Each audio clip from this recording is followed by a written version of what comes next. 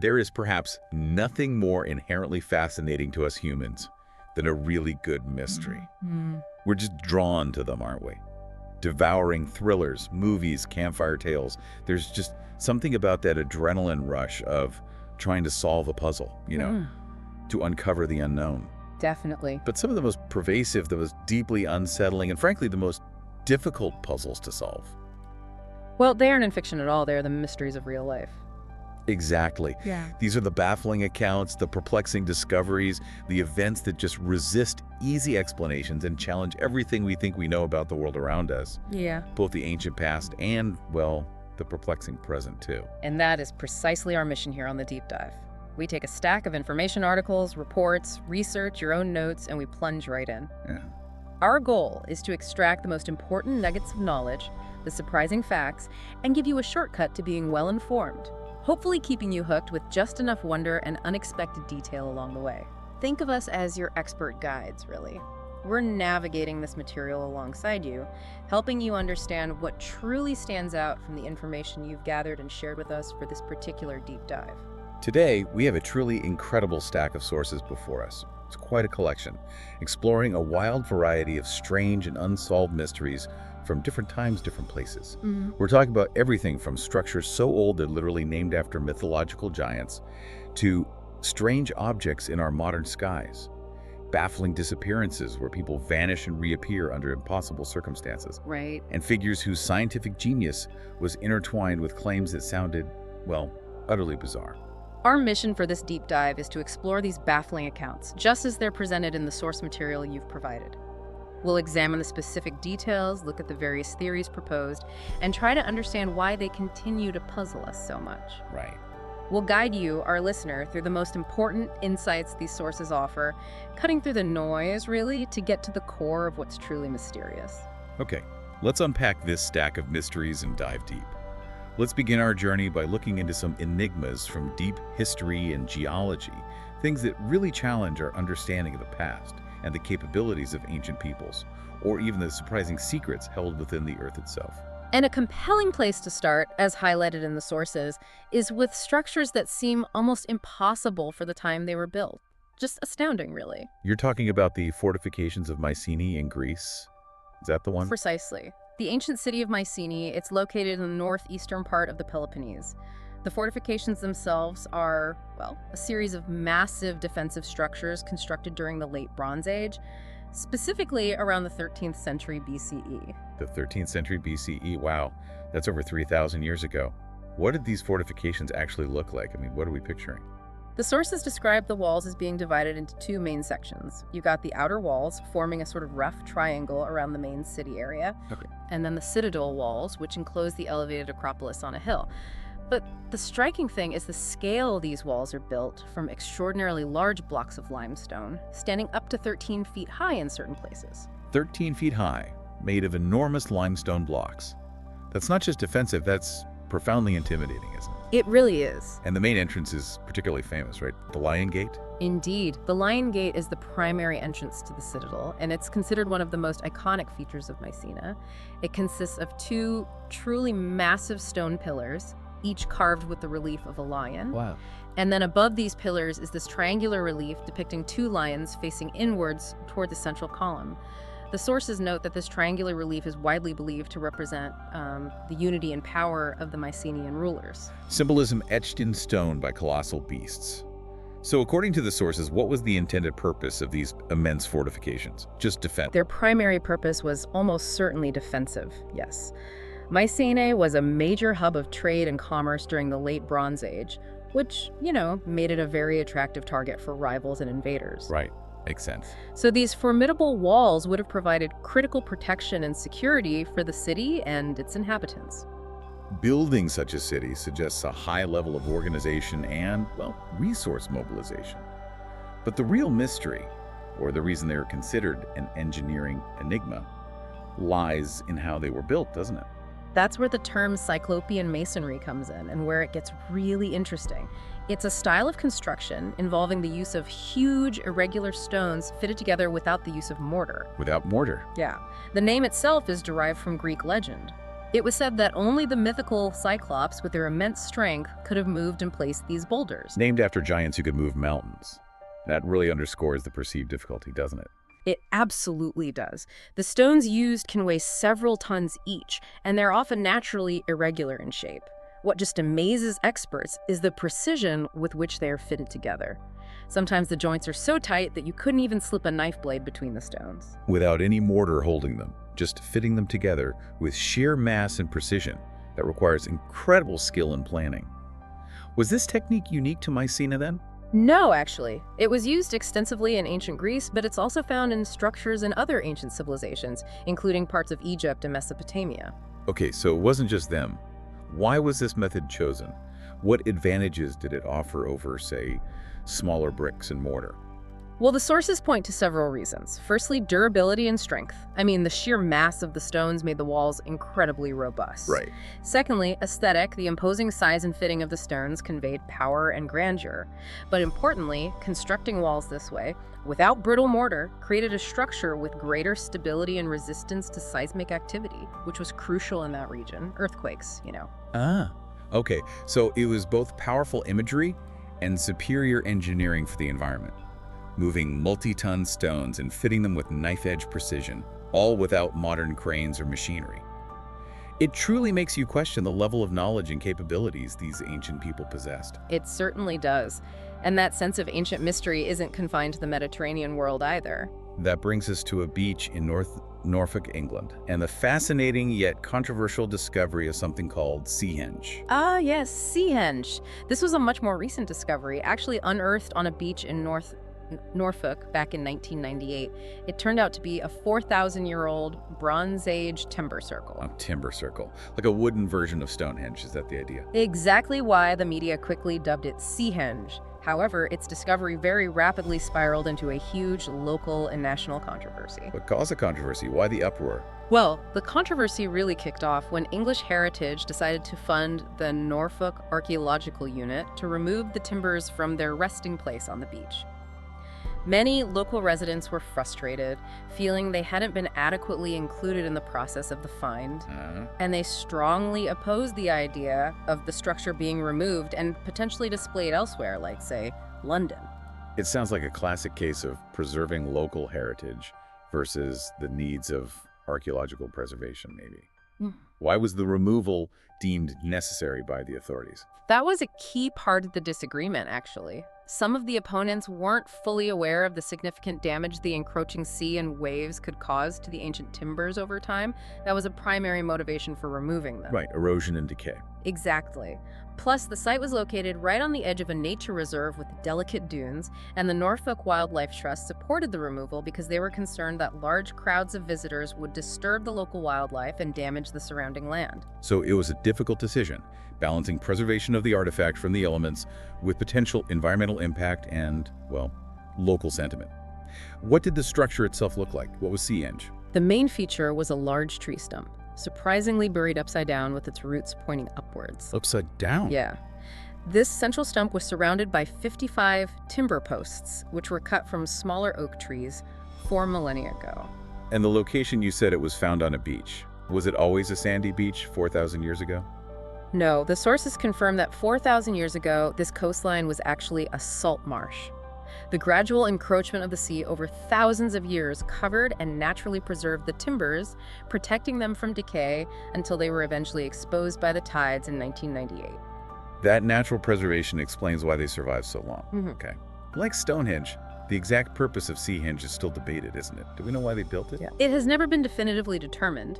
The sources highlight one particular theory, which is rather striking, that the upturned tree stump in the center was specifically placed that way so that bodies could be laid on top of the roots, perhaps as part of a ritual practice involving excarnation. Excarnation? What's that? It's where flesh is removed from the bones, perhaps by birds, before burial or other rites. Wow. Excarnation as a possible ritual. That certainly paints a vivid picture of Bronze Age practices and adds a deep layer of meaning to the site. What was the actual process of excavating the timbers like, given the environmental constraints and the protests? Must have been tricky. It was incredibly challenging and time-consuming. The archaeologists and experts had to work strictly within the limitations imposed by the tides, allowing them only between 2 and 4 hours of work time each day. That's not much time. Not at all. And on top of that, protesters frequently interfered with and disturbed the excavation work. It's a difficult work under contentious circumstances, so if you wanted to see Seahenge today, you wouldn't find it on the beach. Where is it now? Correct. The timbers were successfully excavated and removed. They are now conserved and housed at the Lynn Museum in Norfolk. Okay. At the museum, you can see the original upturned stump and some of the original timbers. To give visitors a sense of the scale and layout, a crafted life-size timber semicircle replica has also been created and is on display. But no remnants of the timber circle remain on the beach today. So the physical structure is gone from its original setting, preserved elsewhere. But the mystery of its purpose, potentially tied to ancient, perhaps unsettling death rituals, remains a subject of fascinating speculation. Moving further back in time and shifting our gaze underground, we find another astonishing discovery related to our ancient human relatives deep within a cave in France. You're referring to the Neanderthal ring structures found in Brunikel Cave. Exactly. The context here is that long before Homo sapiens arrived in Europe, around 176,000 years ago, Neanderthals were the inhabitants of the continent, utilizing caves for shelter and, well, other purposes. And evidence of their presence has been found in Brunikel Cave, located east of Montauban in France since the 1990s, right? Bones, marks, things like that. Yes. But a specific finding made deep within the caves proves to be absolutely remarkable and overturns some long-held assumptions about Neanderthals. At a depth of 336 meters, that's over 1,000 feet underground, researchers discovered around 400 stalagmites that had been deliberately cut and arranged into 4 distinct ring-like structures. Wow.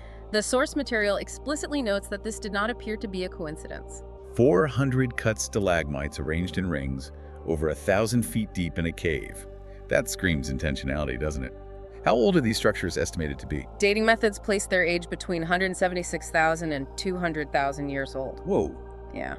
This time frame aligns perfectly with the earliest known presence of Neanderthals in Europe roughly 140,000 years before modern humans are believed to have arrived on the continent.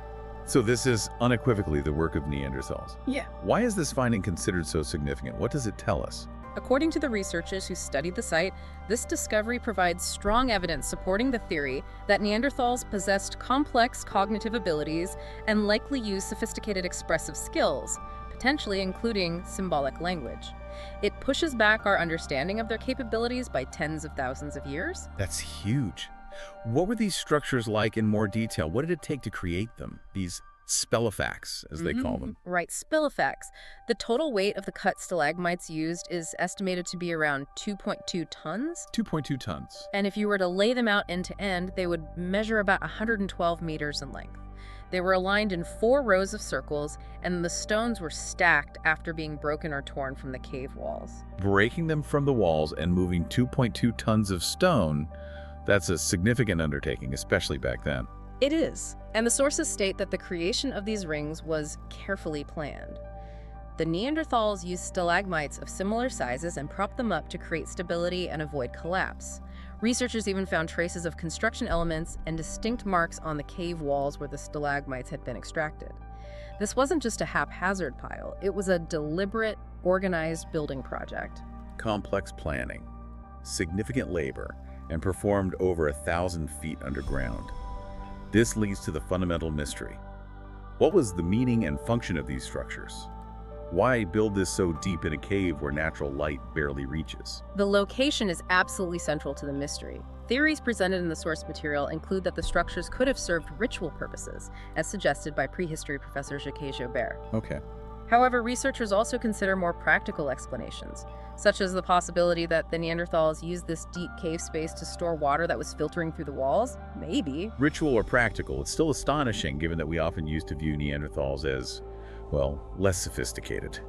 And that's precisely why this discovery is so astonishing to researchers. It's not only the oldest evidence of Neanderthal building capacity found anywhere, but it also provides crucial evidence of their controlled use of fire this deep in a cave, which would have been absolutely necessary for light to carry out this kind of work. Right, you need light. All of this occurring before the arrival of Homo sapiens in Europe. Complex building, controlled fire deep underground, potentially symbolic behavior all happening 176,000 years ago. It forces a significant reevaluation of Neanderthal capabilities and culture, doesn't it? Absolutely, a game changer. From deep time and the activities of ancient hominins, let's transition to a baffling geological and biological puzzle found in the deserts of Western Egypt. Ah, yes. This is the site known as Whale Valley, or Wadi el-Hitan.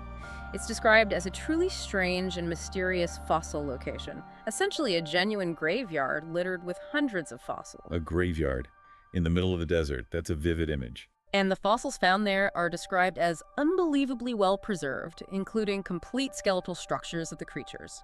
Really remarkable preservation. What kind of creatures are we talking about? What's in this graveyard? The most significant fossils belong to the Basilosaurus, which the sources describe as some kind of ancient semi-aquatic mammal that most closely resembles a whale with legs. Whales with legs. That sounds like something from a mythological bestiary, not a scientific discovery. Almost fantastical. Yet these fossils represent a species preserved at a very specific and crucial evolutionary stage. The site at Wadi al-Hitan provides compelling evidence that whales were not always fully aquatic creatures, but were once land animals that gradually evolved and morphed into the oceanic mammals we know today. So it's like a frozen snapshot of a key moment in whale evolution. What time period are we looking at? How long ago was this? These fossils are approximately 40 million years old, 40 million.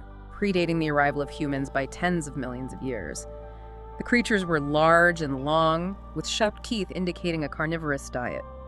The sources emphasize that they traveled both in and out of water, experiencing a world that would be utterly alien to us today.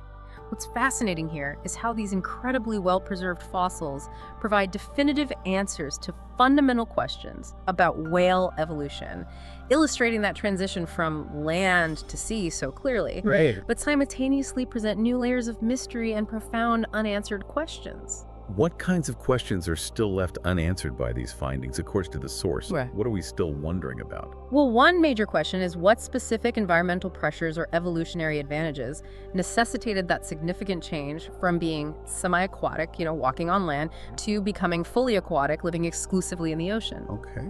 Another question is what the daily life of an amphibious four-legged whale actually looked like. How did they interact with both land and water? What was that like? And on a much larger geological scale, there's the question of why Western Egypt, a region now characterized by endless arid desert, was clearly once a vast, shallow sea teeming with these complex marine creatures. From being a shallow sea supporting these incredible creatures to becoming an endless desert.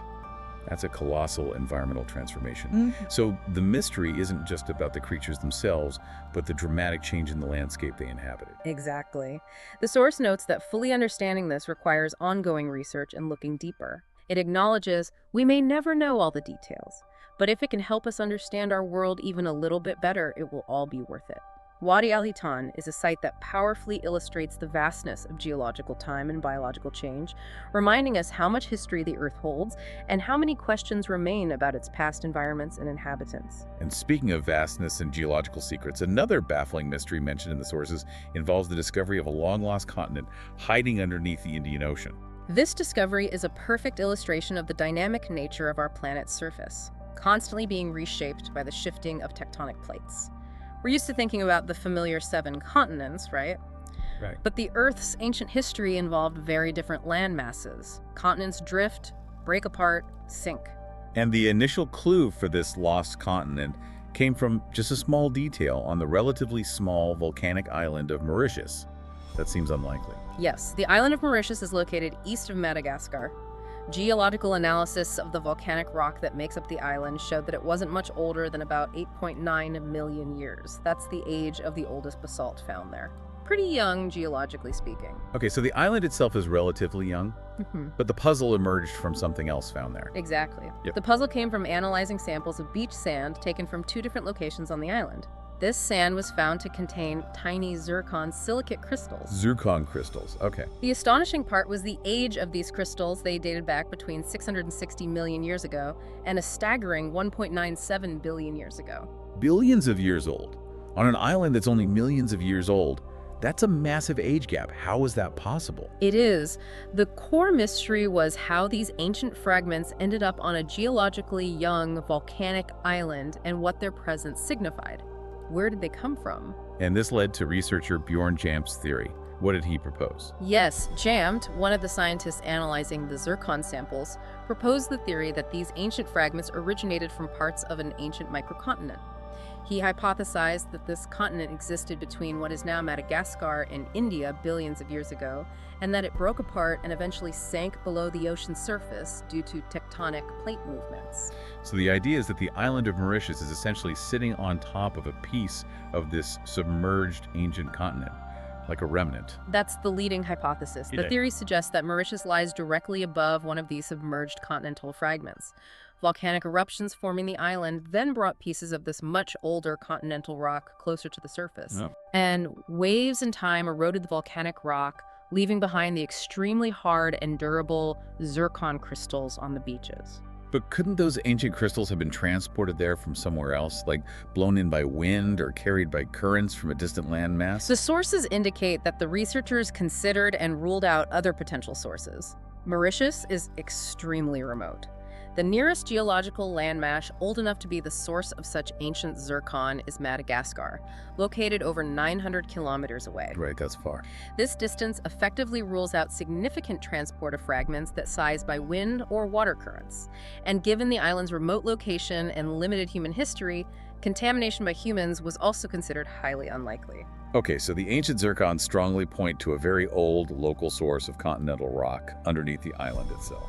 Was there any further evidence to support this idea of a lost continent? Anything else? Yes. Additional and compelling evidence came from analyzing the gravitational field across a wide area of the Indian Ocean.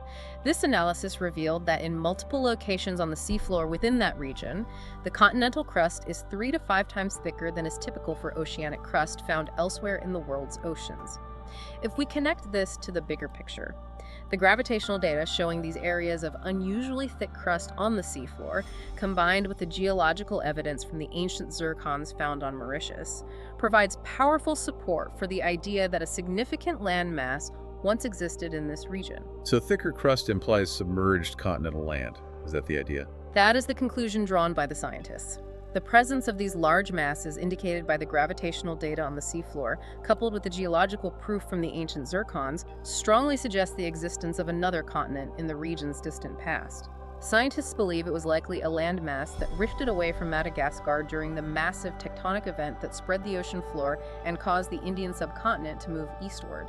And this now lost landmass was given the name Mauritius. Yes, it's hypothesized that initially it might have existed as a large archipelago. However, as the tectonic plate continued its movement and stretched and thinned after this colossal rifting event, Mauritius eventually broke up further and sank below the surface of the ocean, leaving only remnants like those beneath Mauritius to be discovered billions of years later. A lost continent hidden beneath the waves, its existence hinted at by tiny ancient crystals on a volcanic island and gravitational data. It's a profound reminder of how the Earth's surface is constantly changing and that there are still vast geological secrets waiting to be uncovered. Absolutely. And speaking of incredible geological and archaeological discoveries, let's look at Egypt, where a modern high-tech approach has apparently revealed secrets that were hidden for millennia.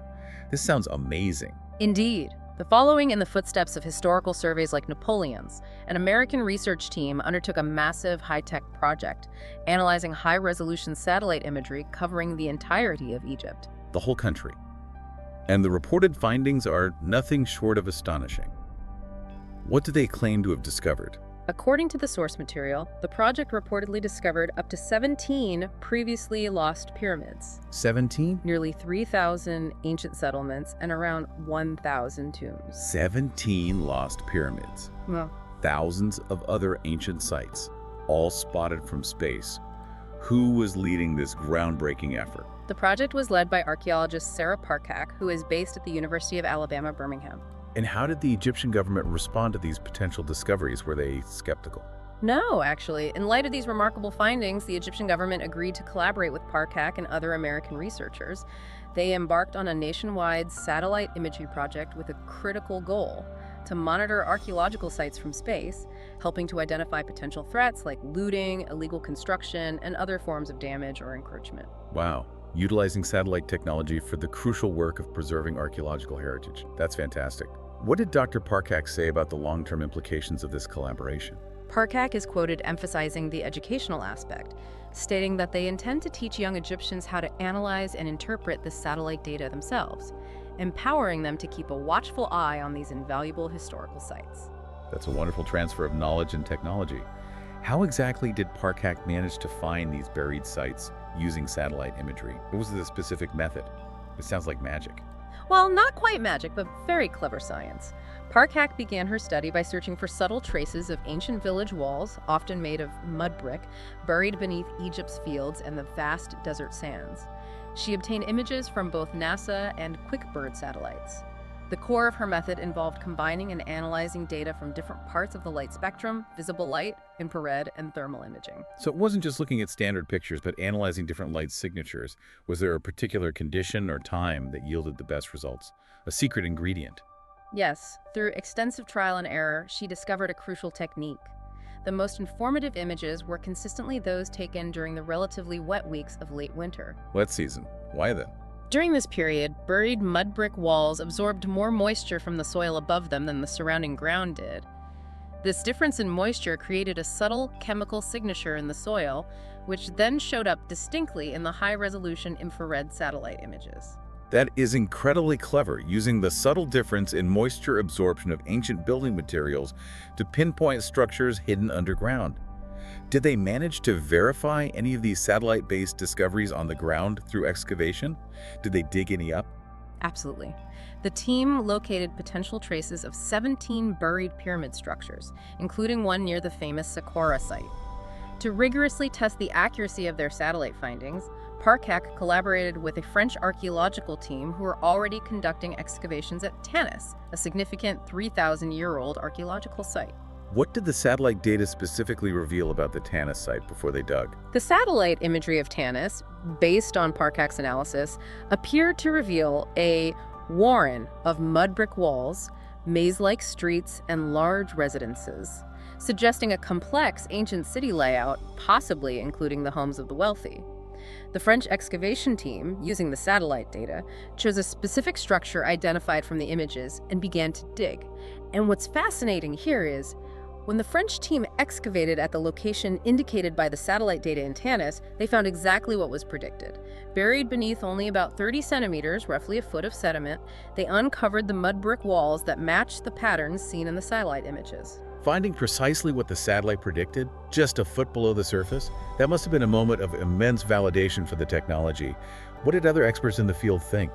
Peter Lacavara, an Egyptologist from Emory University who was not directly involved in Parcak's team, was quoted calling the work really incredible work, adding that you can see the entire city plan under the sands using this method. Seeing the entire city plan hidden for millennia, revealed from space. That's extraordinary. The source notes that the true potential of this work may only become fully apparent in the years to come. As Lacavara pointed out, the Egyptian government is now developing a space-based archaeological monitoring system based on this very data. It's a powerful combination of ancient history and cutting-edge technology working together to find and preserve the past on an unprecedented scale. Moving from ancient stones and hidden cities unearthed from space. Yeah, let's shift our focus now to some modern accounts that involve strange objects, perplexing technologies, and predictions that seem to, well, defy explanation. And in the realm of modern mysteries, few topics generate as much speculation and debate as unidentified aerial phenomena, or UFOs. Right. Let's dive into the USS Trepang UFO photos. Yeah. These images surfaced online when pretty viral, reportedly taken from the U.S. Navy submarine USS Trepang SSN-674 while it was operating in the Arctic in 1971. Yeah, these images instantly ignited discussion among those interested in UFOs. The sources present various theories put forward. On one hand, there's the idea that they depict a secret, experimental U.S. aircraft being tested. Okay.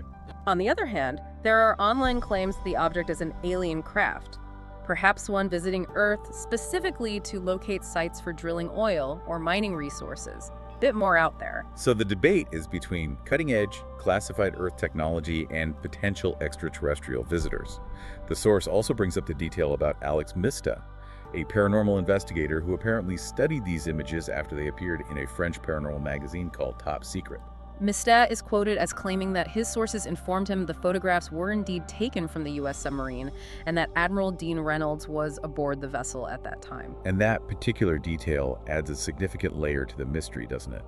How exactly would images taken by a U.S. Navy submarine crew, presumably classified and held within U.S. military archives, end up being published in a French paranormal magazine? That seems odd. It certainly fuels speculation about potential leaks or deliberate releases.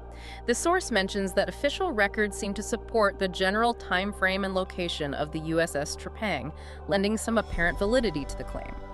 However, it also notes that the widespread availability and discussion of the images online leads some people to question their authenticity based solely on how widely they have spread. Like, maybe they're too available. Right. Were there any specific markings or inscriptions on the photos themselves that added to the intrigue? Anything written on them? Yes. According to the sources, some of the photographs had inscriptions that appeared to be official classifications. Examples given are Official Photograph Not to Be Released, CT, and an Authorized Disclosure Subject Security Certificate, SSN 674 Criminal Sanction. These phrases sound like standard military handling instructions, don't they? They really do. If those markings are authentic, it strongly suggests the photos originated from official sources. What kind of speculation has there been online about the object itself based on the images? What do people think it is? Online commentators have speculated that all the images might actually depict the same single object, suggesting it possesses the ability to shapeshift.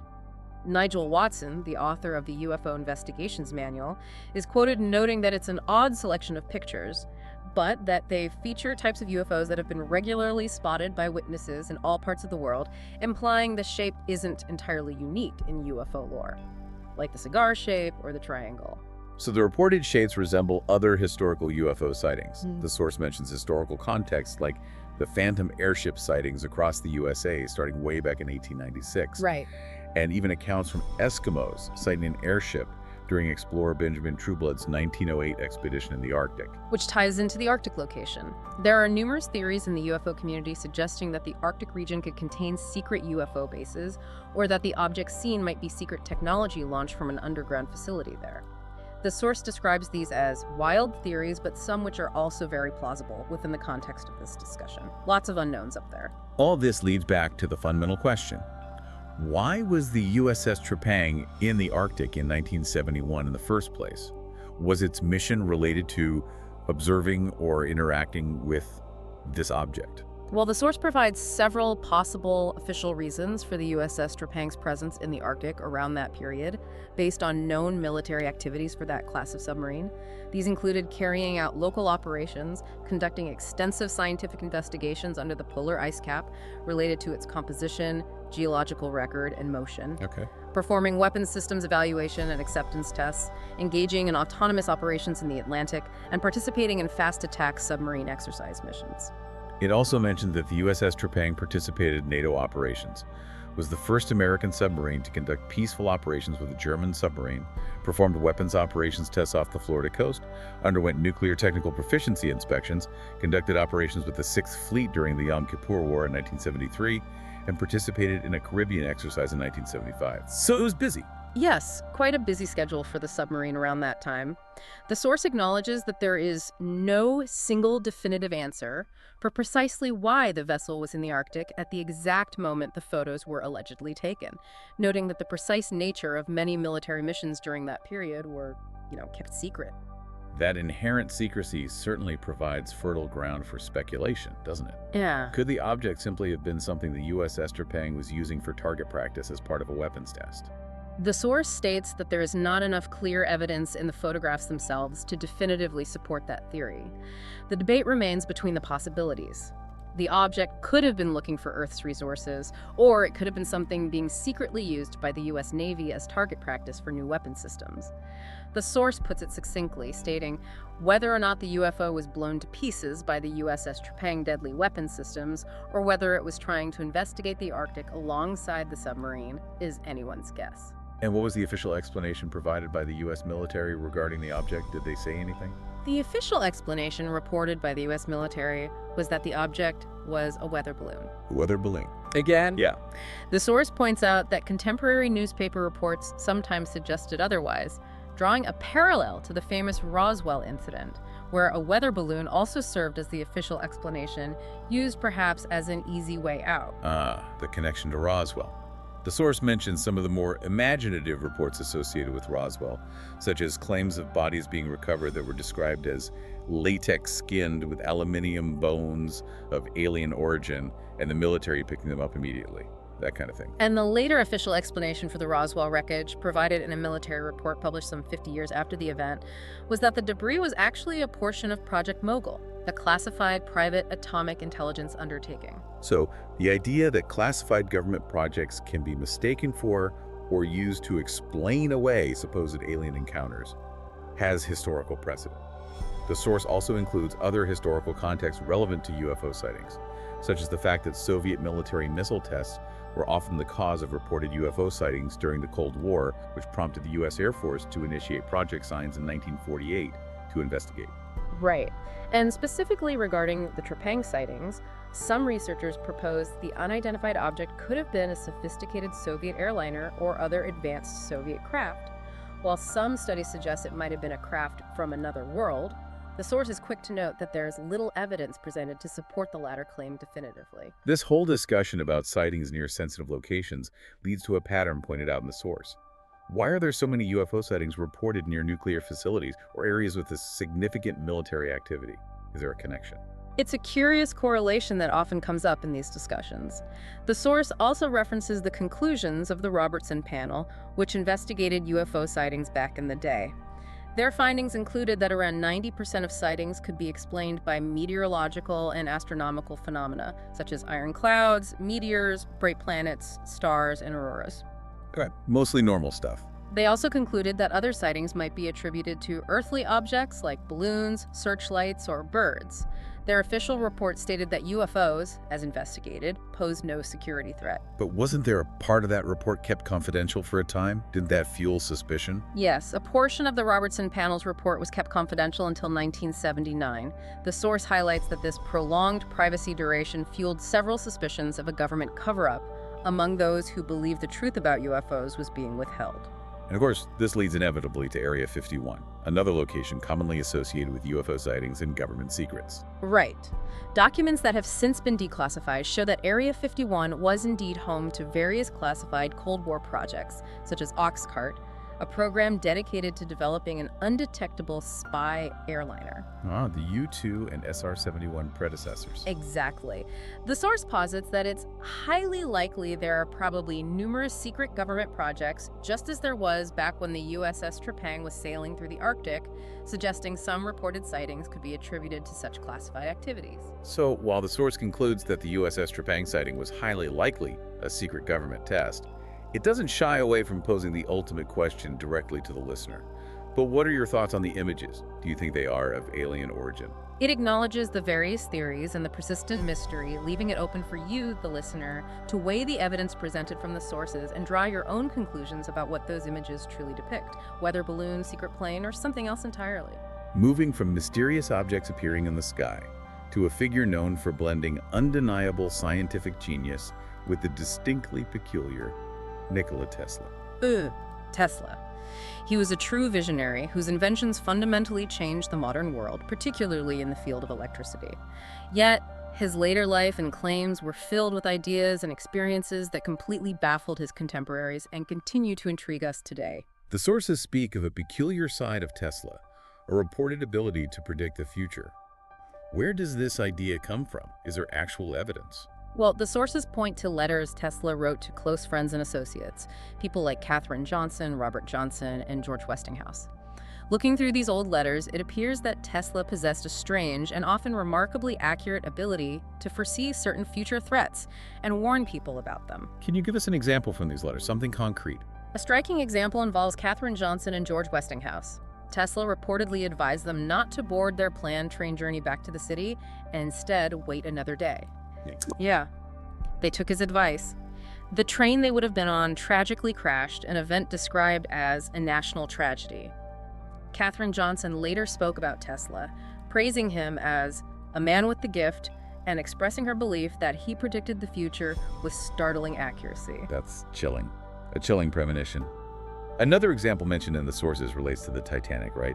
A much bigger disaster. Yes, the source details his reported warnings to both John Jacob Astor IV and John Pierpont Morgan. Tesla allegedly wrote to them explicitly stating he was aware the Titanic would sink and urged them to cancel their tickets to avoid risking their lives. He wrote them letters saying the Titanic would sink before it sailed. According to these accounts, yes. J.P. Morgan, perhaps believing in Tesla's unusual foresight, quickly refunded his ticket. However, John Jacob Astor IV, who was a close friend, reportedly dismissed the letter, believing Tesla was becoming paranoid in his later years. As is well known, John Jacob Astor IV was a prominent figure on the Titanic and tragically perished in the sinking. Two incredibly specific and accurate warnings of impending disasters. The source simply states that the cause for these strange coincidences, this apparent ability to predict future tragedies, is completely unknown. How do you explain that? It's just one layer of the profound mystery surrounding Tesla. Another peculiar account involves his oscillating machine, which he claimed had the potential to cause earthquakes. Tesla's earthquake machine. Yeah. Many people dismiss these reports as exaggerated, don't they? Like he was just boasting. Yes. There is significant skepticism, with many claiming the stories were overblown or fabricated for publicity. However, others disagree, citing the theoretical possibility of his claims. The original event itself, often cited, was reportedly recorded by a reporter who interviewed Tesla in 1912, during which Tesla gave a detailed account of his first test of the device. What happened during that initial test, according to Tesla? What did he say he did? He described bringing a small version of his oscillating device, no larger than an alarm clock, and attaching it to the steel framework of a building that was under construction at the time. After adjusting the oscillator to what he believed was the structure's resonant frequency, the building reportedly began to tremble violently. Steel workers throughout the structure quickly came down, apparently believing that an earthquake had just occurred. An earthquake caused by a device the size of an alarm clock. That sounds extraordinary, almost unbelievable. Police were called to investigate the disturbance shortly after the workers evacuated the building, prompting Tesla to quickly retrieve his device and leave the scene before authorities fully grasped what had happened. He basically grabbed it and ran. So the event itself is part of the historical record, even if the cause is debated. What's the theoretical basis, according to the source, that might lend some validity to his claim about causing tremors? Is there any science to it? Well, the source presents the scientific theory of resonance. It explains that if an oscillating device can be tuned to match the natural resonance frequency of an object like a building, it can cause that object to vibrate with increasing amplitude, potentially leading it to tear apart. The source uses the classic analogy of a specific musical note from a violin shattering a crystal glass to illustrate this principle. It suggests that this theoretical possibility could potentially support the validity of Tesla's claim, even if the scale of causing an actual earthquake with a small device remains highly questionable for many. The idea that a small vibration could, in theory, cause a massive structure to resonate and crumble is scientifically sound, even if the practicality of Tesla's earthquake machine is debated. Okay. Another profoundly perplexing claim from Tesla involves radio signals he believed were originating from space. Right. According to his letters and writings, Tesla had a deep and firm belief in the existence of advanced life elsewhere in the universe, and he claimed he was engaging in radio communications with an advanced civilization, specifically from the surface of Mars, who were sending him numbers and messages to decode. Is that right? Yes, that was one of his most controversial later claims, and the source presents what it describes as a strange fact that perhaps offers the most support for this extraordinary assertion. Nikola Tesla invented the radio device years, if not decades, before any other inventor was even close to completing their own versions. What is the implication of that fact in relation to his claim? Why does that matter? The implication, as presented in the source, is that if Tesla was reportedly hearing signals as soon as his very first radio receiver was completed and functional, it suggests that someone else was already using radio waves to communicate with Tesla at that specific moment, before anyone else on Earth had built the technology to even receive such transmissions. That's a mind-bending thought, that radio communication might have been happening to him before the world at large had even invented the receiver. Like someone was waiting for him to tune in. According to the claim documented in his notes, as soon as he activated his first radio, he could already hear another person's voice on the other side. He later became convinced that the source of these transmissions were intelligent beings on Mars, attempting first contact with Earth. And there's a rather eerie detail about the voice he reportedly heard. What did it say? Yes. Tesla reportedly wrote that the voice was that of a man and that it was repeatedly calling out his name, saying Tesla 1, 2, 3 over and over again before the signal abruptly cut out entirely. This raises an important question. How do we reconcile such an extraordinary and almost unbelievable claim with the fact that it comes from a figure whose other seemingly mystical or theoretical ideas, like the principles behind wireless communication and energy, later proved to be fundamentally correct and formed the basis of modern technology? How do we square that circle? It's tough. Researchers have speculated on conventional explanations for this reported signal, right? Like background radiation or solar winds, maybe? Exactly. Misinterpreting background radiation or electrical interference, perhaps caused by solar winds. But the source also hints at alternative possibilities. Yeah, like what?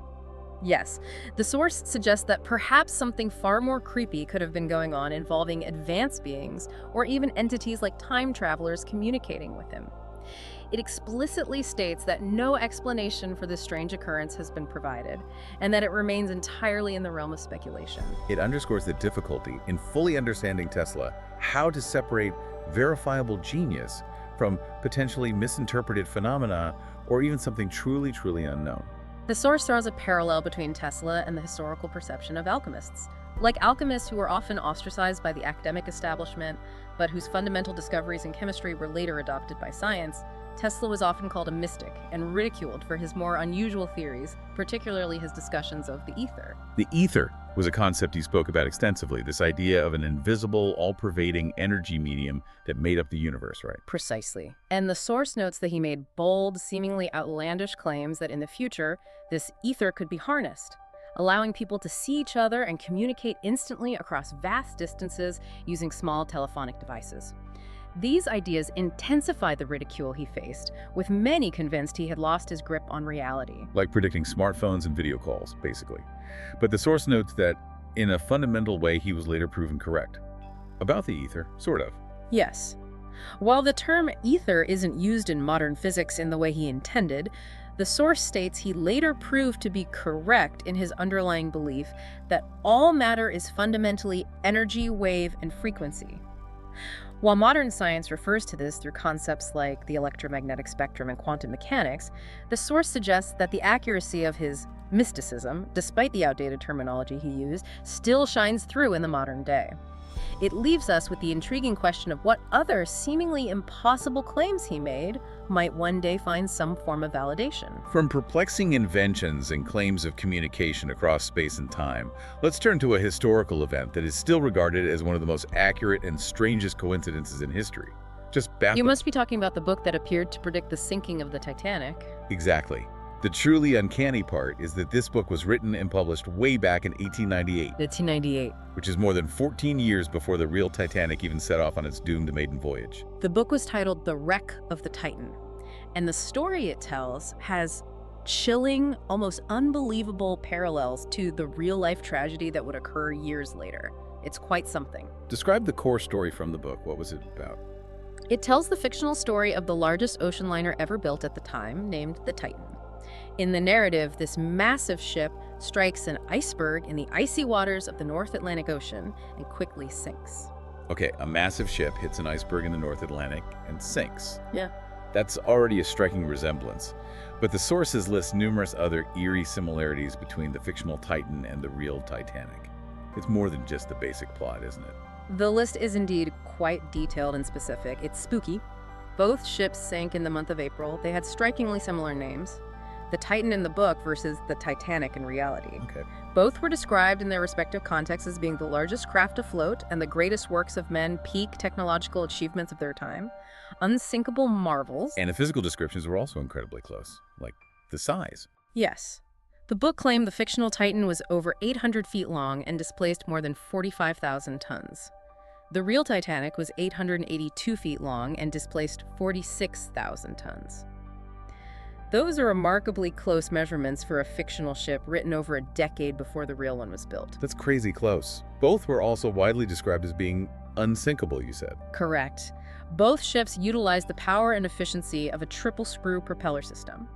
And crucially, both were described in their respective narratives as having a severe shortage of lifeboats relative to the number of passengers on board. The shortage of lifeboats was a critical factor in the high death toll of the real Titanic disaster. It's incredible that the book included that detail so accurately beforehand. It really adds to the eerie nature of the parallels. The similarities continue. Both the fictional Titan and the real Titanic struck the fatal iceberg at the exact same speed, 25 knots. Exactly the same speed. According to the sources, yes. And finally, the passenger numbers and the tragic fate of those aboard. How similar was that? Both ships were described as carrying approximately 2,200 passengers. And tragically, in both the fictional story and the real event, the vast majority of those passengers suffered a terrible fate. Huge loss of life in both. It's almost like the book was a detailed blueprint for the future disaster. The source states that the cause for these strange and numerous coincidences is completely unknown, and that even the author himself was reportedly surprised and bewildered by the way his work of fiction so closely mirrored the reality that unfolded years later. He had no explanation either. It's a concentration of specific details that is incredibly difficult to attribute purely to chance. Yet there's no known rational explanation for how a fictional narrative could so accurately foreshadow a future event of this magnitude. It remains a truly baffling historical anomaly, just one of those things. Now let's explore some locations and accounts where the unexplained takes on a more visceral, perhaps even unsettling form. We're moving from strange objects and uncanny predictions to places steeped in mystery and encounters with creatures of legend. And few places on Earth are as mysteriously unsettling as the skeleton lake high in the Himalayas. Rupkund Lake. Right. The source vividly describes it as a remote lake, overflowing with skeletons. Just imagine finding that. It was first brought to wider attention by British forces in 1942, who initially suspected the remains were those of Japanese soldiers lost during attacks, but that theory is later disproven. Yeah, and the initial scientific theory was that the lake was the site of a single sudden disaster around the 9th century AD, where a large group of ancient humans met an abrupt and tragic end, like a flash flood or something. But more recent scientific analysis, particularly DNA analysis, provided revised evidence that has deepened the mystery significantly, hasn't it? Oh, absolutely. The recent DNA studies have revealed that the skeletons were not all from a single event, but were deposited there over a considerable span of time, specifically dating between the 9th and the 19th centuries, hundreds of years apart. And the DNA findings themselves were incredibly surprising. Where were these people from? They were. The analysis showed that while some individuals were of South Asian descent, as you might expect for the region, Right. a significant number of those who perished at the lake were found to be of Mediterranean ancestry. Greek, Italian, Middle Eastern, perhaps. People of Mediterranean descent dying at a remote Himalayan lake centuries ago. That is highly unexpected. How did that happen? What did the analysis reveal about how they died? Well, many of the skeletons exhibit distinct cracks in their skulls consistent with blunt force trauma. This damage is described as appearing as if something plunged onto their heads at high velocity. Something falling from the sky with great force, like massive hailstones maybe. Dr. Niraj R. from the Indian Birbal Sahni Institute of Paleosciences is quoted articulating the long-standing puzzle, stating, "Rupkund Lake has long been subject to speculation about who these individuals were, what brought them to Rupkund Lake, and how they lost their lives." And given the finding that the skeletons span different ages, the sources suggest the possibility of perhaps two separate, though similar, tragic events occurring at different points in time, one roughly between the 7th and 10th century affecting one group, and another between the 17th and 20th century affecting a second distinct group, potentially including both Southeast Asian and Mediterranean travelers or merchants. So similar events happening centuries apart. Dr. Aidan Haney of Harvard University is also quoted expressing the research team's astonishment at the genetic findings, saying they were extremely surprised by the genetics. He added that the presence of Mediterranean ancestry suggests that Rotund Lake was not just a site of local interest, but instead drew visitors from across the globe. And here lies the core mystery that still baffles scientists. They have not the slightest idea, as the source puts it, what could have been so compelling or important about Rupkund Lake to attract people of such diverse backgrounds from across the globe, leading them on arduous journeys to this remote mountain location. Why were they all going there? Yeah, why? More than that, the source adds, they are also unsure about what happened at Run Lake to make it the Skeleton Lake. The exact cause of death for groups arriving centuries apart, many showing similar skull trauma. What would draw people from the Mediterranean all the way to the remote Himalayas, only for many to perish with injuries, suggesting something fell violently on their heads? Dr. David Reich, a co-author of the study, emphasizes the puzzle, stating it raises the striking question of how migrants from the Eastern Mediterranean passed away in this place only a few hundred years ago.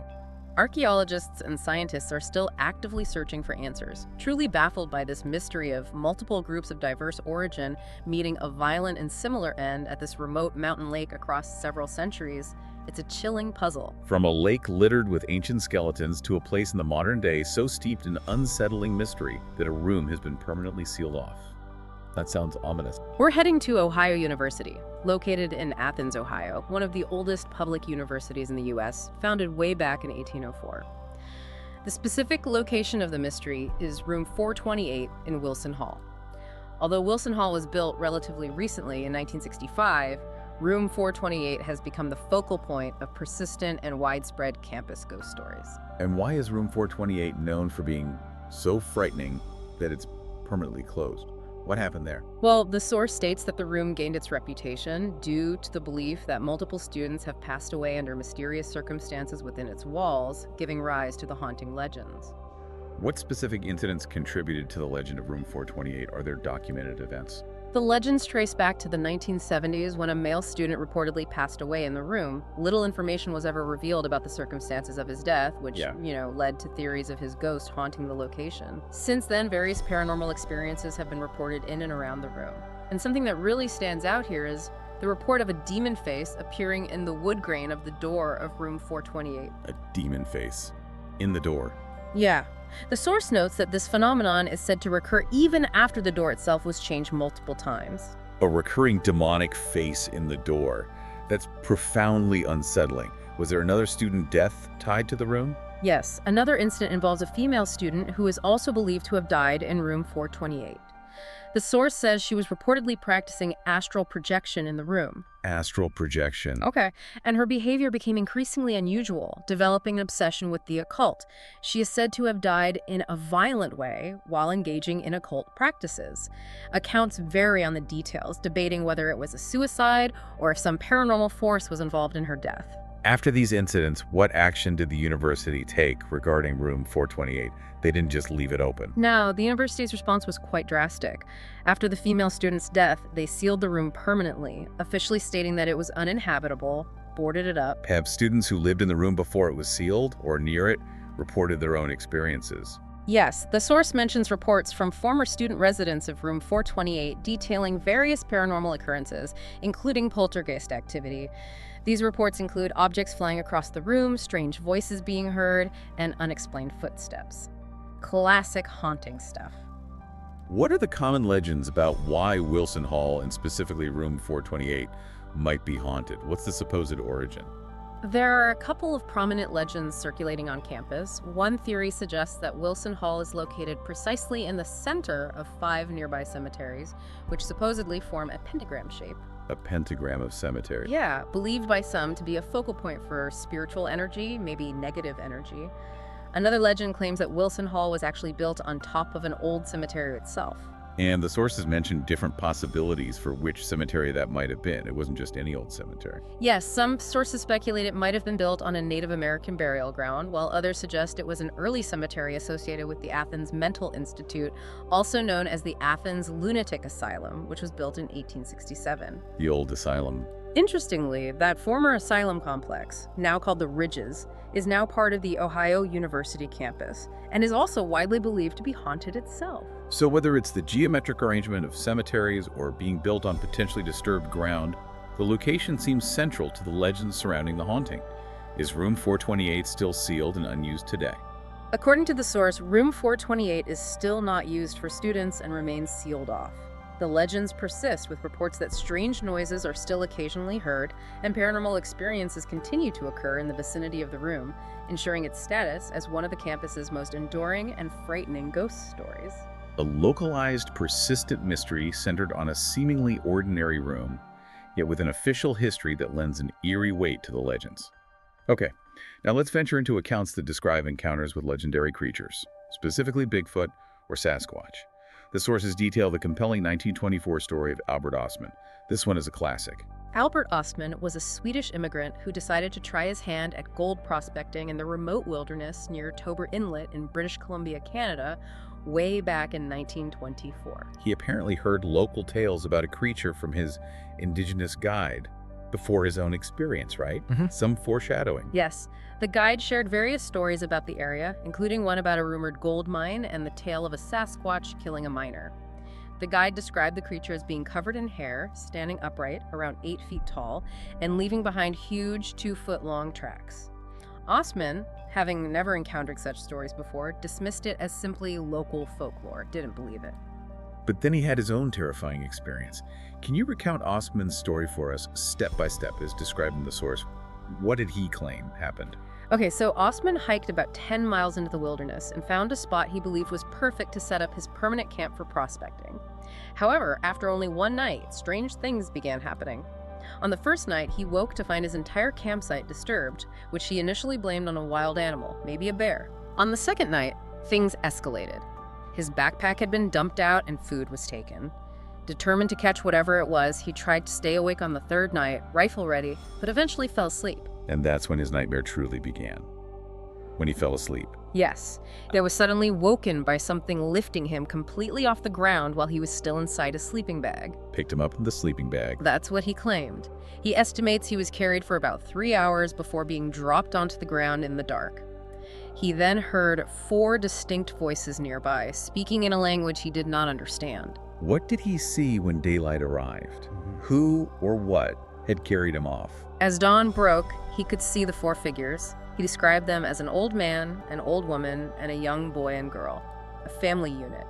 He estimated the old woman to be over 7 feet tall and weighing around 500 pounds, while the old man was described as being even bigger than that. Massive, human-like creatures. A Sasquatch family. What was the situation after he was dropped? What did he do?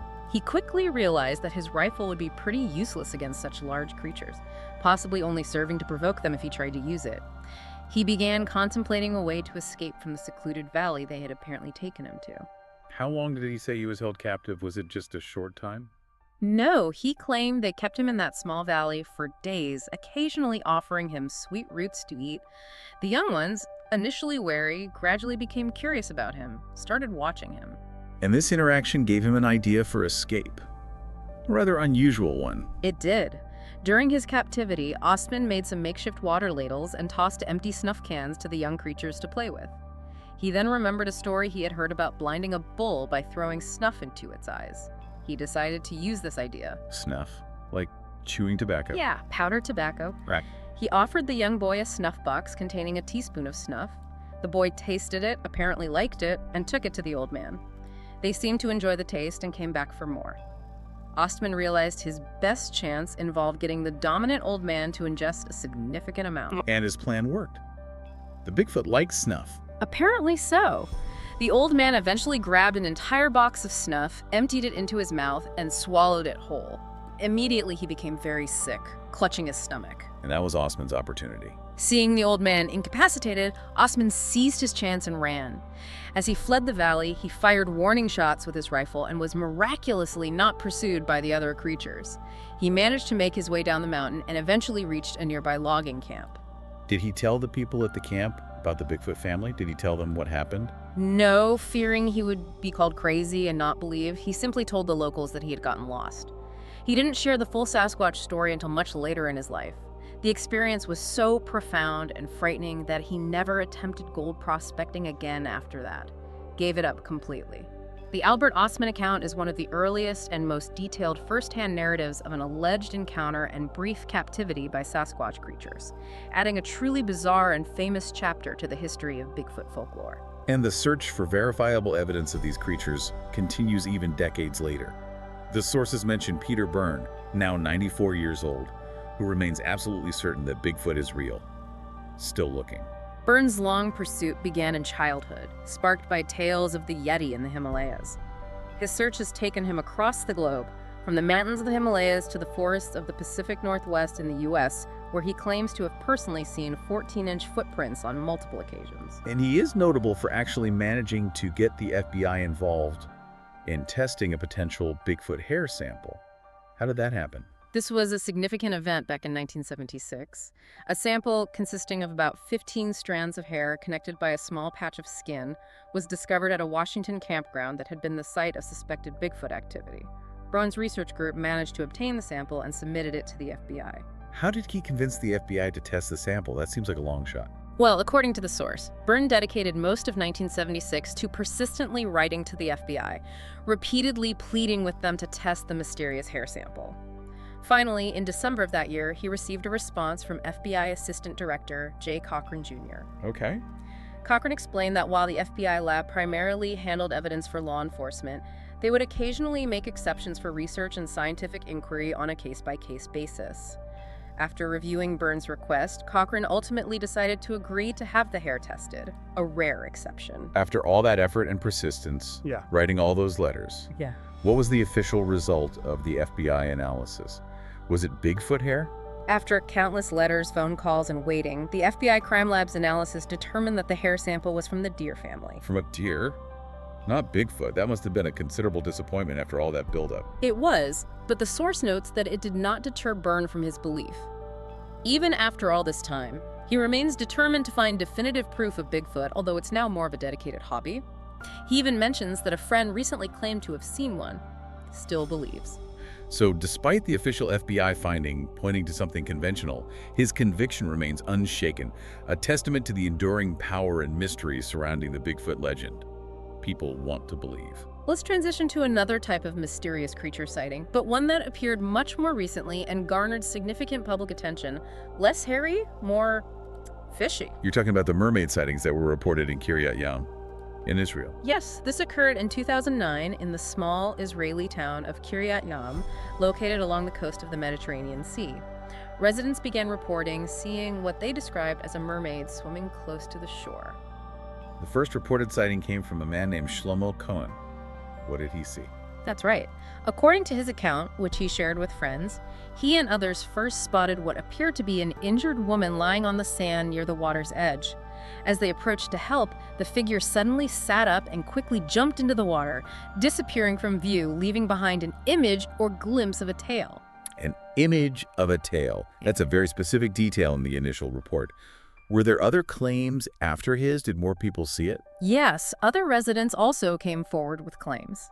They reported that especially at sunset, they could catch glimpses of what looked like mermaids swimming near the shore. Some claims even stated that the creatures would wave at onlookers or swim close to the surface as if wanting to be seen, interacting almost. An increase in strange sightings like this would certainly pique curiosity and lead to questions. What did the town do? It did. The growing number of these reported sightings left researchers and local officials in the town wondering about the cause and validity of the accounts. To try and resolve the mystery and encourage further investigation, the town of Kiryat Yam made a remarkable offer. They announced a $1 million reward for anyone who could gather solid evidence of the creature's existence, origin, or likeness. $1 million for proof of a mermaid. That's quite the incentive. Did anyone claim it? Not that the sources mention, but the promise of a $1 million reward spurred a variety of people, including independent researchers, curious tourists, and cryptozoology enthusiasts to flock to Kiryat Yam, eager to try and uncover the truth behind these sightings and potentially claim the prize. Lots of cameras on the beach. The sources also place these modern reports within a much broader historical context of mermaid accounts, don't they? This isn't a new idea. No. Not at all. It's noted that accounts of mermaids have been present throughout human history and appear in some form or another in almost all mythologies across the world. And what point does the source make by highlighting this historical context alongside the Kiryat Yam sightings? This source suggests that the Kiryat Yam events could very well mean that Israel has seen the first mass-reported sightings of such creatures in the modern day. It speculates that this could be a sign that these legendary creatures very soon, they may be rediscovered once again. A bit hopeful, maybe. It connects these recent reports to a deep, global well of folklore and belief. What are some of the historical details about mermaid sightings mentioned in the source? Where else have they popped up? Well, the earliest reported sightings date back to ancient Assyria, around 900 BC, where artwork and mythology depicted creatures that were half human and half fish. Okay. The most famous legends often come from Greek mythology, featuring the sirens who were said to lure sailors to their deaths with their songs. In medieval Europe, mermaids were sometimes associated with Christian symbolism of temptation and sin, but were also, perhaps surprisingly, sometimes believed to possess healing powers and were even depicted as saints or angels. Quite a range. Interesting. So not always dangerous. Right. The source emphasizes that throughout history, countless sailors and fishermen have reported sightings of mermaid-like creatures, and in some cultures around the world, belief in their existence persists to this day. So the Kiryat Yam sightings, regardless of whether they are ultimately explained or remain a mystery, tapped into this long and rich history of human encounters and beliefs about these enigmatic creatures of the sea. Exactly, part of a long tradition. Moving from strange sightings and legendary creatures, let's now turn our attention to people who have vanished, sometimes under circumstances that defy easy explanation, and whose reappearances, if they happen, can be equally perplexing. These cases of puzzling disappearances are particularly unsettling, aren't they? They leave behind heartbroken families and a void filled with unanswered questions, just nothing. Let's start with one case where a significant part of the mystery, the identity of the person, was eventually solved, thankfully. The mystery of the mostly harmless hiker. This case began in July 2018 when the body of a hiker was discovered in a tent within the vast Big Cypress National Reserve in Florida. The individual was known to many people he met along various long-distance trails across the eastern United States, a familiar face on the trail community. But the core mystery was that no one knew his real name. He was just known by his trail name. Exactly. Despite being described as well-known and well-liked among the hiking community, he only ever went by his trail name, Mostly Harmless. His true identity remained completely unknown to everyone he encountered. This anonymity, combined with the circumstances of his death, really captured public attention, didn't it? People got invested. It became quite famous online. Numerous Facebook pages and Reddit threads were created and dedicated to speculating about his identity and exploring various conspiracy theories surrounding his disappearance and death. While the public was engaging in online detective work, the Kia County Sheriff's investigators were conducting a serious, behind-the-scenes effort to identify him. What were the main challenges the investigators faced initially? Why couldn't they identify him? When his body was discovered, he had neither a phone nor any identification on him. This lack of basic information made initial efforts to identify him through conventional means incredibly difficult and ultimately unsuccessful. Fingerprints didn't match anything, dental records, nothing. How did they finally achieve a breakthrough in identifying him? How did they find out who he was? The crucial breakthrough came through DNA analysis. Investigators were able to use DNA evidence to eventually identify him as Vance Rodriguez, a man whose family resided in Lafayette, Louisiana. So, who was Vance Rodriguez? According to the investigation, what was his story? The investigation revealed that he had previously worked in IT in New York and was originally from Louisiana. In 2017, he had decided to embark on a long-distance journey, setting out to hike the Appalachian Trail. He reportedly hiked south for several months, navigating solely with paper maps, no GPS. And his personality on the trail aligned with his trail name, Mostly Harmless. Yes. Fellow hikers described him as friendly and pleasant, which is how he earned his moniker, Mostly Harmless. However, he was also consistently reserved about his personal life and deliberately didn't reveal his real name to anyone he met on the trails. Kept to himself in that way. By early 2018, his journey had taken him to southwest Florida, where he was last seen alive by a witness. His body was found in his tent near Interstate 75 only a few months later. How did the public interest in online communities end up playing a role in solving the case? You said they were involved. Well, the sheriff's agency posted a composite sketch of Mostly Harmless on Facebook, hoping someone would recognize him. The online community, particularly on hiking forums and social media, circulated this composite widely. Fellow hikers who had met him saw the sketch and posted dozens of photos they had taken with him on the trail, sharing their stories and recollections. The case was finally solved when a former coworker of Vance Rodriguez saw these photos online and contacted the sheriff's agency with what he knew. The sheriff then reached out to Rodriguez's family in Louisiana, and a DNA sample from the family confirmed his identity. The internet hive mind actually worked. That's an incredible testament to the power of online communities and persistence in helping solve a mystery. Just amazing. The sheriff stated that they were very glad to have finally solved the case and publicly thanked the community and social media users for their interest and for circulating the information, which ultimately reached the right person and led to the identification. While the autopsy didn't indicate foul play and the precise cause of death remains unknown, at least his family finally has answers about what happened to him.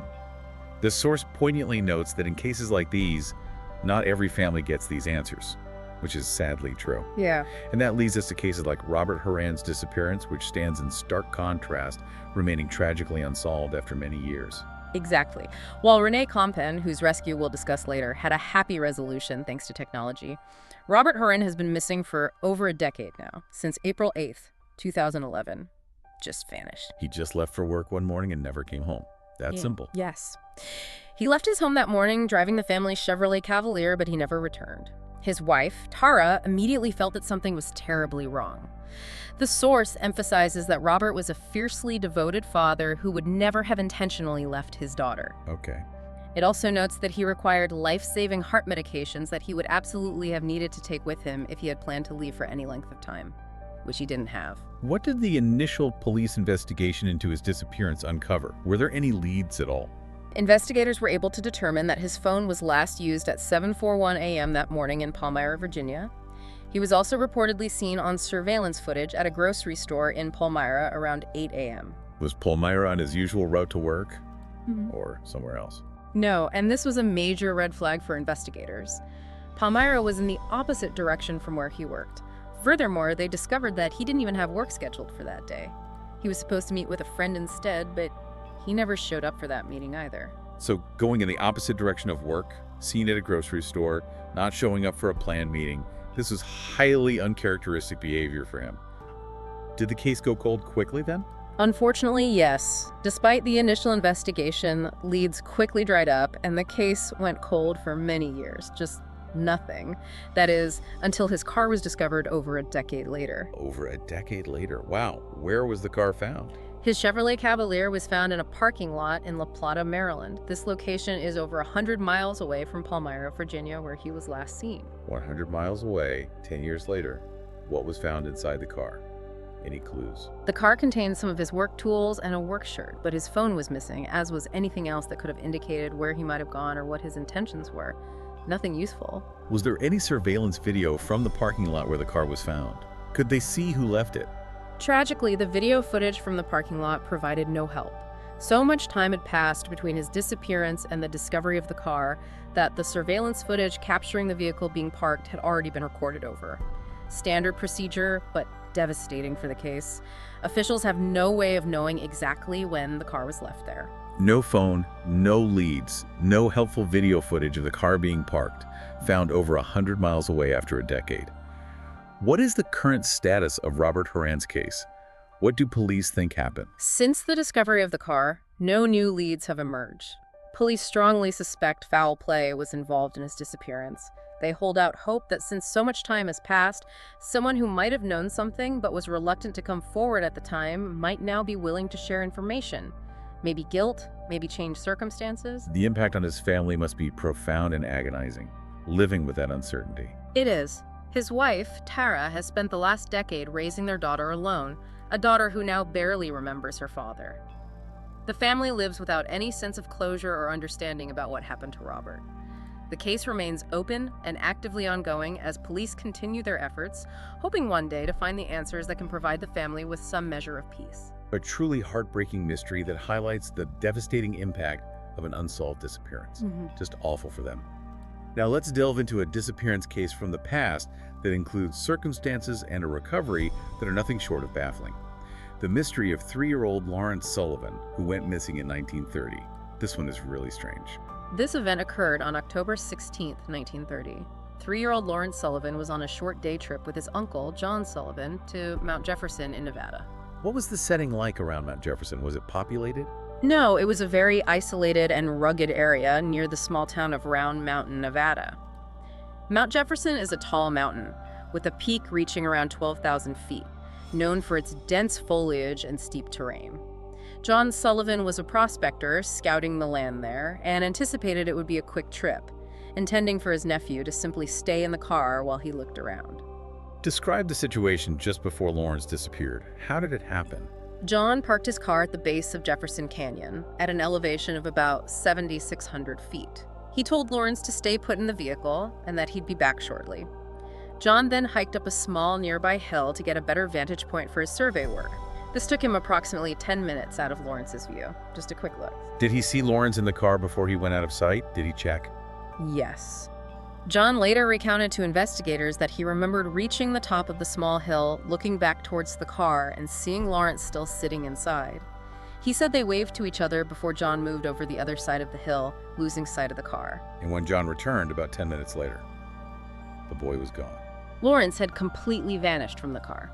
Panicked, John searched the immediate area for the next half hour, repeatedly calling out his nephew's name, but found no sign of him. Realizing the gravity of the situation, he then left to travel to the nearest town to report the disappearance and summon help. What was the investigators' initial theory about what might have happened? Where did they think he went?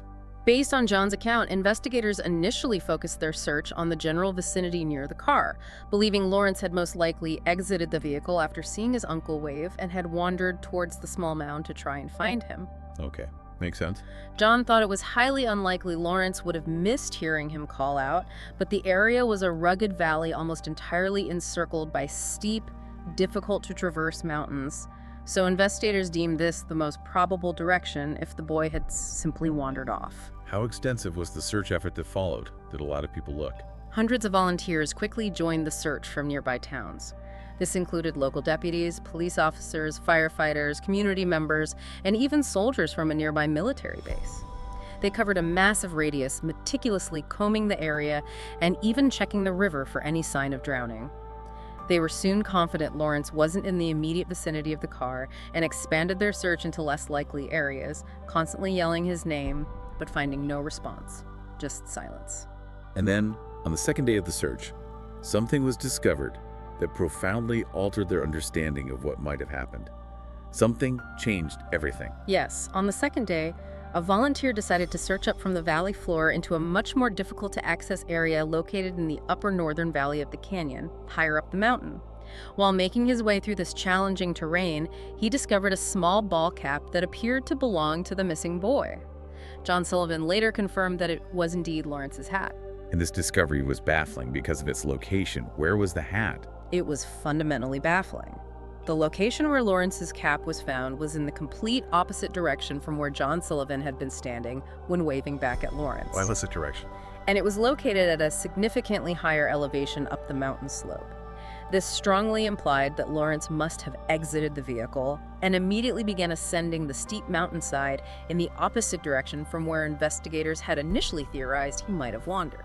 Ascending a steep mountain in the wrong direction alone as a 3-year-old. That defied all logical expectations. Did they find anything else in that area after finding the hat? Any other clues? Despite shifting the main search efforts to focus on the upper part of the northern valley where the hat was discovered, the search teams were unable to locate any other sign of the 3-year-old boy over the following day of searching. As time wore on, investigators began to fear the worst possible outcome. Newspapers picked up the story, offering their own speculations. What they think happened? Yes, an article published in the Reno Evening Gazette on October 18th put forward an outlandish claim based on the hat's location almost a mile away from the car and found above nearly impossible to traverse steep mountain passes. The newspaper speculated that Lawrence had most likely been picked up by a passing eagle and flown out of the canyon. An eagle. Seriously. Yeah. Seriously. However, the source material immediately counters this, stating definitively that even the largest eagle species in the world would have been unable to carry a small human child that distance. Just not possible. So the newspaper's suggested explanation was biologically impossible according to the source, yet it reflected the sheer puzzle of the hat's location. What about footprint evidence mentioned in the article? Were there tracks? The article noted that remarkably there appeared to have been no footprints or tracks leading to the spot where the hat was found. However, investigators did find footprints leading away from the hat that matched the size and pattern of Lawrence's shoes. Okay, so footprints leading away. They used a trained bloodhound to try and follow these tracks, but the dog lost the scent after only a few hundred feet, and the tracks themselves apparently disappeared entirely. Just stopped. Footprints leading away from the hat, then just vanishing. Another layer of strangeness. Did they eventually bring in a specialized tracker? Someone with more expertise? Yes. After 2 full days of searching with no results and increasing desperation, the local county sheriff's department reached out to a highly respected Native American tracker named Oscar Mike, who is known for his skill and experience in tracking in the wilderness. What did Oscar Mike believe had happened to Lawrence? Did he have a theory? Immediately upon arriving at the scene and reviewing the findings, Oscar Mike stated his belief that a large animal had picked up Lawrence Sullivan a few hundred feet from where the ball cap had been recovered and carried him out of the canyon. He expressed concern that the large animal could have been a mountain lion and advised the family to prepare themselves for the worst possible outcome. Did the tracker find evidence to support his theory of an animal carrying the boy? Did he find animal tracks? Following the faint trail and what he interpreted as signs, Oscar Mike told investigators that it became apparent that the creature that had carried Lawrence was an highly experienced climber. He believed the animal had followed a path directly up the face of one of the sheer, encircling canyon walls, a climb stretching up a near-perfect vertical slope for an astonishing 500 feet. 500 feet straight up. That's what he claimed. Oscar Mike and a team of searchers then proceeded to scale this incredibly difficult wall. And what did they find when they reached the top of this sheer climb? Anything up there? Once they reached a narrow shelf, only about 3 feet wide, high up on the canyon wall, the tracker confirmed to investigators that he believed Lawrence had been placed on that ledge for an unknown period of time, as several indentations found there were thought to be footprints that matched Lawrence's small shoes. So an expert tracker believed the boy was carried up a sheer 500-foot cliff face by an animal and left on a narrow ledge. And the recovery. How was he actually found? The incredible search for Lawrence Sullivan finally came to an end late on the following day. According to contemporary newspaper accounts, a man named Joe Clifford, who was working ahead of the main tracking team, reached an elevated shelf several hundred yards away from the main canyon where Lawrence had last been seen. There, he came across a large, fallen mahogany tree. To his astonishment, he found Lawrence Sullivan pinned underneath a large main branch of the tree. Pinned under a tree branch, miles away, after days missing in freezing temperatures. And he was alive. You're kidding. Yes, incredibly. After poking Lawrence several times to confirm, search and rescue volunteers verified that the 3-year-old boy was alive and conscious, despite having been missing for almost 3 full days without food or water and left stranded high on the mountain in only simple clothes as nighttime temperatures plummeted to near freezing. That is nothing short of miraculous. Found alive after such an ordeal miles from where he vanished, in a location seemingly impossible for him to reach alone, and then pinned under a tree. What was his condition upon recovery? Was he okay? He was found completely unconscious late in the evening on October 18th, around 6:30 p.m. After waking up later, he was reportedly unable to tell investigators anything about what had happened to him during the several days he was missing, or how he ended up where he was found. No memory. Nothing. The sheriff's department told reporters that Lawrence suffered only a scraped knee, torn clothing, and several scratches, but was otherwise completely healthy and made a full recovery after spending a few days in the hospital. What's fascinating here is the profound disconnect between the bizarre, impossible details of the search and recovery presented in the original source accounts and the very simple, almost dismissive, official explanation that was ultimately put forward. It just didn't quite fit. The newspaper article from the Reno Evening Gazette on October 18th highlighted several deeply puzzling facts about the disappearance and this bizarre recovery. Right, they pointed out the weirdness. Yes. Dr. McLeod, the hospital doctor who treated Lawrence and others involved, were quoted calling Lawrence's survival of the bitter cold nights the most remarkable thing, noting that the temperature at the point he was discovered, an elevation of nearly 9,000 feet, dropped to near zero. He should have frozen. And the distance he covered, or was somehow moved, that was huge too. The article estimated Lawrence was found at a location more than 7 miles from where he had last been seen by his uncle. It stated unequivocally that the journey to where he was found should have been impossible for him to have made on his own as a 3-year-old, just physically impossible. If he was carried by an animal, as the tracker suspected, that might explain the distance and the incredible climb, but there's something peculiar about that theory too, given his condition, isn't there? Exactly. The article pointed out that if Lawrence had indeed been carried to that remote location by a mountain lion or some other large wild beast, it was even more peculiar and inexplicable that the boy was found alive with nothing more than a few scrapes and scratches on his body. Predators don't typically carry prey long distances and leave them unharmed. They usually, well, eat them. Right. Carried by a predator, unharmed, left high on a ledge, and then found pinned by a tree branch. The circumstances don't fit neatly into any conventional explanation. It makes no sense. And adding to the mystery, despite making a full physical recovery, Lawrence never provided any statement or recollection to investigators about what had happened to him during his disappearance. To this day, the source states that the official explanation put forward was that the disappearance and strange recovery were due to an eagle, despite the source itself providing details that directly contradict the capability of an eagle to carry a child that distance or up that slope. The official explanation provided doesn't seem to align with the documented, perplexing details of the search and recovery presented in the source. It remains a truly baffling mystery of a child vanishing under impossible circumstances and reappearing in an equally inexplicable location. Just, wow. The story of Roger Schadinger's disappearance in 1951 near Truckee, California, also involves incredibly strange circumstances, a highly unusual recovery, and claims made after his return that raise even more questions. Another weird one. This event took place on May 27, 1951. 9-year-old Roger Schadinger went missing under circumstances considered so peculiar that investigators initially grappled with the possibility that he had been purposefully abandoned or that something truly eerie had occurred. And similar to the Sullivan case, statements Roger made after being found added layers of mystery rather than providing clarity, right? He didn't really explain it either. No, not really. So, Roger was fishing with his father, Harry, along the banks of Adler Creek. This is located on the northwestern edge of the small town of Truckee, California, a relatively isolated area at an elevation of 6,600 feet, right at the edge of the vast and desolate Sierras wilderness. Harry and Roger were standing only a few feet apart from each other along the creek bank, very close. And Harry just turned around and Roger was gone.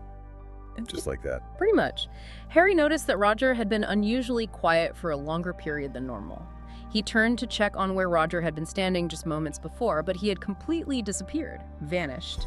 Harry immediately began searching the area and calling out Roger's name for about 30 minutes, but found no sign of him. At that point, he realized the gravity of the situation and contacted law enforcement. The search effort was as extensive as in the Sullivan case. Big search. Yes, very extensive. Hundreds of volunteers quickly joined the search from across the region, including deputies, police officers, firefighters, community members, hikers, campers, and local residents. They covered a massive radius, meticulously combing the area. They also thoroughly checked the creek and river, confident he hadn't drowned, and then expanded their search into less likely areas, constantly yelling his name, but found no sign of the boy. And as night fell, the risks grew significantly, especially in the mountains. Absolutely. Temperatures plummeted in the mountain wilderness as night set in, and investigators became increasingly concerned that Roger could suffer from hypothermia, especially if he had fallen into the cold water or gotten wet. The source mentions that the sheriff, perhaps out of desperation, employed a bizarre strategy. What did they do? Yes, one that the source notes seemed to defy common sense and conventional search methods. At the time, rumors of a supernatural or paranormal cause for Roger's disappearance were circulating among the local townspeople. Okay. Spooky rumors. Faced with these superstitious claims and the lack of results from conventional searching, the Placer County Sheriff, in a moment of desperation, decided to try a different approach and reportedly consulted a Native American shaman for advice. A shaman? Really? And this led to a Native American tracker named Archie Hicks being brought into the case. The same one? No, a different tracker, also Native American, named Archie Hicks. He was brought in by the sheriff from Stillwater, Nevada. He was highly experienced in tracking in the wilderness and reportedly claimed to possess a special spiritual connection that could allow him to sense the location of missing people. And incredibly, Archie Hicks was the one who ultimately found Roger. The tracker found him. Yes, approximately 28 hours after Roger had initially disappeared, the Native American tracker Archie Hicks recovered the boy. What was astonishing was the location. He found Roger more than 9 miles away from where he had last been seen standing beside his father. 9 miles? And at an elevation over 1,000 feet higher than the creek bed. Again, impossibly far and high for a kid that age. 9 miles away and over 1,000 feet higher in elevation. How did Archie Hicks manage to find him in such an unlikely place? Did he track him? Archie Hicks chose to travel alone to an area that conventional search criteria deemed highly unlikely for a 9-year-old to reach. Despite these assessments, Archie Hicks firmly believed Roger would be found at a much higher elevation than the search teams were focusing on. He told others he could sense that Roger was in the area, over 9 miles away. His spiritual hunch proved correct. Where exactly did he find Roger? What condition was he in? He found Roger in apparently perfect physical condition, asleep on the ridge of the closest mountain peak at an elevation of 7,600 feet. Even Archie Hicks himself expressed surprise at having found the boy all the way up there, healthy, just asleep. After finding him, did Archie Hicks talk to Roger to try and understand what happened? Did Roger say anything? Yes, Archie Hicks spoke with Roger immediately after finding him, desperate to understand how the boy had ended up in that specific remote location. It seemed to defy all logic that a 9-year-old could have traveled through some of the roughest, most challenging terrain in the area, consistently uphill, into such a desolate wilderness area. And what explanation did Roger give for being there? Why was he up there? Roger told Archie Hicks that he was on the mountain ridge because he was hiding from a group of individuals that he consistently referred to as the people. The people? Who are the people? Did he describe who they were? No, Roger reportedly never adequately described who the people were or what they looked like. However, he repeatedly told Archie Hicks that the reason he was hiding from them was because he felt they had bad intentions and meant to do him harm. He was scared of them. News articles at the time reportedly assumed that the people Roger was referring to were simply the search and rescue teams looking for him. But Roger clarified this. He wasn't hiding from the rescuers. No, Roger specifically told Archie Hicks that he had encountered the people in areas where the search and rescue volunteers had not yet searched. He also stated that he had first spotted the people while he was fishing with his father just moments before he disappeared. So he encountered them right before he vanished, and they were in an area the search teams hadn't reached. Roger's location implies he didn't just wander there himself, doesn't it? How did he get there? Roger never provided a clear explanation for how he ended up in that specific area, miles away from where he vanished. However, his statements implied that he had either been taken to that location by the people, or that he simply woke up suddenly on the mountain ridge with no memory of how he got there. Just found himself there. And he was found barefoot. What happened to his shoes? Did the people take them? Yes, Roger was found barefoot. He also told Archie Hicks that he believed his shoes had been taken by the people when asked why he didn't have them. Peculiarly, despite being barefoot in rough mountain terrain for over a day, his feet did not appear to have sustained any significant injuries, making it seem as though he might have only lost his shoes a relatively short time before Archie Hicks arrived, almost like he'd just taken them off. This raises an important question. Who were the people that Roger was hiding from? Why was he hiding from them? And how did a 9-year-old boy end up over 9 miles away, high on a mountain ridge, unharmed but barefoot, after vanishing from right beside his father?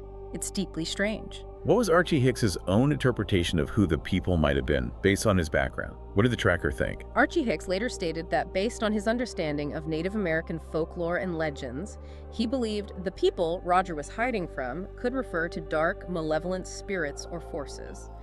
These entities, in some legends, are said to be able to take the form of human beings, but are in fact not human, and are often mentioned in stories about skinwalkers, shapeshifters, or underground people, something not quite human. A chilling and supernatural possibility woven into a real-life disappearance. And there's a final peculiar detail about the location where Roger was found. Something else happened there. Yes. The source notes that the specific area where Roger was recovered is located within a 9-mile radius of where 2 other individuals would eventually go missing in separate, unrelated incidents years later. A strange coincidence, maybe. That adds another layer of unease and mystery to an already inexplicable event. Roger's story, with its strange recovery, the baffling distance and elevation, and his claims about the people, remains one of the most puzzling disappearance accounts on record. Just utterly baffling. Finally, let's look at a very recent disappearance case that offers a rare positive example of a modern mystery solved through entirely unexpected means, providing a stark contrast to the unsolved and baffling cases we've just discussed. A bit of good news for a change. This is the story of Rene Compton, a 46-year-old hiker who got lost in the rugged Southern California mountains back in 2021. He was actually in contact with friends and sent them a photo just before he went missing. That's unusual. Yes. Compton was on a hike and sent a photo to friends via text message. It was a picture of his feet dangling off a rocky ledge, showing the view below. You know the kind of picture. Yeah, the look where I am shot. Exactly. Shortly after sending that photo, he went silent for several hours. Concerned friends eventually reported him missing to the police. What were the initial challenges for the police and search teams trying to find him? Why couldn't they just ping his phone? Well, police search teams were immediately dispatched to the area, but they had very little specific information to go on. Compton's friends weren't sure of the exact trail or even the specific region he was hiking in.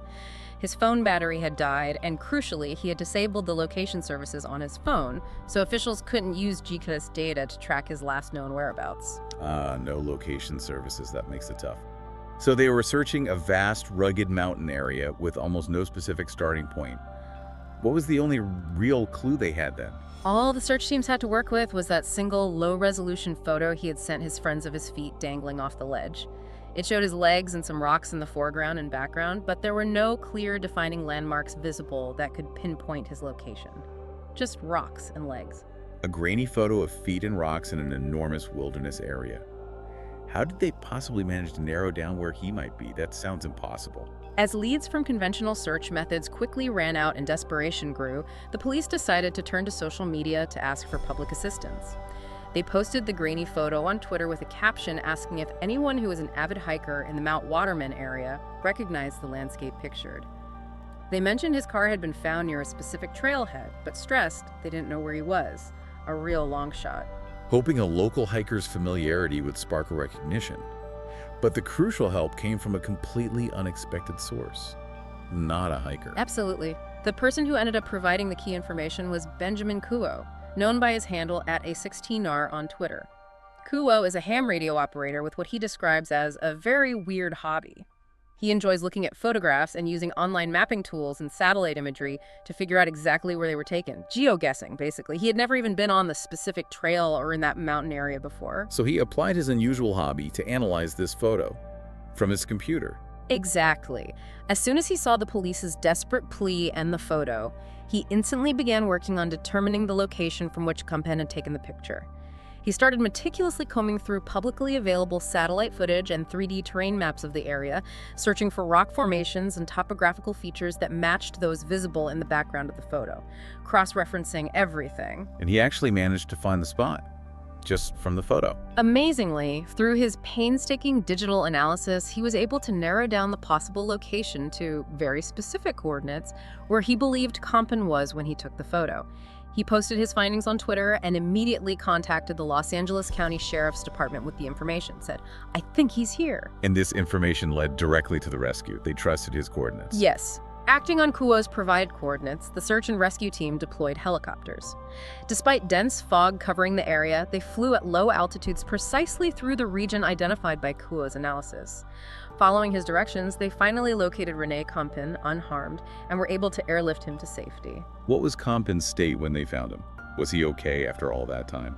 Although he had no physical injuries, Kampen was clearly desperate to be found after being lost for so long in the cold. He later communicated with Benjamin Kuo, telling him in a quote, "I crazy appreciate what you did," adding, "I really don't know if I could make it there another day," and emphasizing that it was just so cold. He was near his limit. What caused him to take a wrong turn and get lost in the first place? How did it happen? He explained that he had taken a wrong turn on the trail. This was due to recent wildfires in the area that had unfortunately burned down some of the trail signs, making navigation difficult in places. Easy mistake to make after a fire. The significance of this case, as highlighted in the source, is that Benjamin Kuo's amazing job in pinpointing the location of that single grainy photo could have very well saved Kamp's life. Police and conventional search parties had virtually no idea where to focus their efforts in such a vast and dense hiking area, and without that precise location, it could have taken weeks or even longer to find him. He truly owed his rescue to Kuo's unique hobby, his knowledge of online mapping technology, and his willingness to help. Just incredible. It's a remarkable modern example, demonstrating how sometimes applying technology and unconventional skills in unexpected ways can solve mysteries that seem impossible through traditional methods, bringing a ray of hope amidst the many cases that remain unsolved. A genuinely good outcome. So what does all of this mean? After going through all these cases, we've journeyed through time, exploring mysteries from ancient structures built by methods that still puzzle us, to strange objects reported in our modern skies, bizarre geological finds that rewrite Earth's history, figures whose scientific genius was intertwined with claims of prophecy and contact with the unknown, and people vanishing and reappearing under truly baffling circumstances that defy conventional explanation. It's a lot.